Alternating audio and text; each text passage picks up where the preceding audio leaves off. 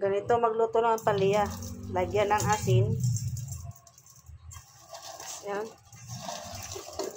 Kusutin, kumutin. Yan. Para matanggal yung pait. Pait sa iyong buhay. Pait-pait sa iyong kinabuhi. Ba nga ni? Yan. Lamasin yan. Lamasin. Pakita mo yung inis, galit mo yung sa palaya.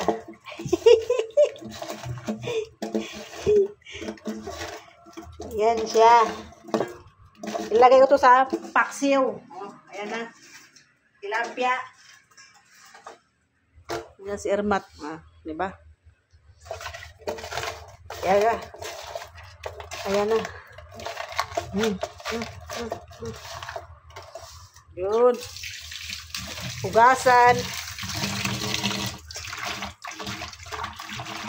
Hugasan at ilagay na dito. Uy. Uy. Bangos yan. Paksiw na bangos. Lambang ang gulay. Mas marami. Masarap ang gulay. May pait pa rin yan palaya pero kunti na lang.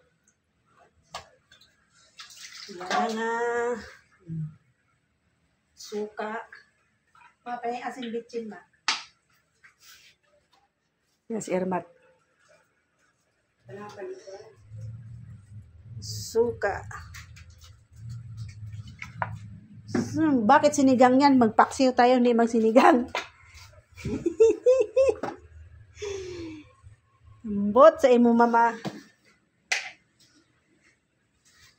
Ayan.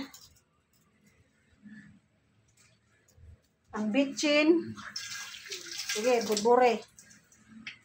Budbure nagbitchin. Tama na, baka malasing. La, dami nun. Naunsa na si mama na lahim. Tama na yan. Gagar man po, gamay. Gagamay ha. Gamay ang kaana. Sige, talawa. Ito makakaon pa kaana. Kuha ka. Kuhain po. So, paano mo makuha yung bitchin? May nalunod. Uy, ibalik ba niyo dira? Hapon si mama eh. Dahil bitchin, no? Yung bitchin. Dahil mag-bitchin si mama. Daghan, ito na siya. Daghan na, daghan. Parat na, ay, kamukao na na. Parang daghan siya. Yate, mama. Kasi may makaparat.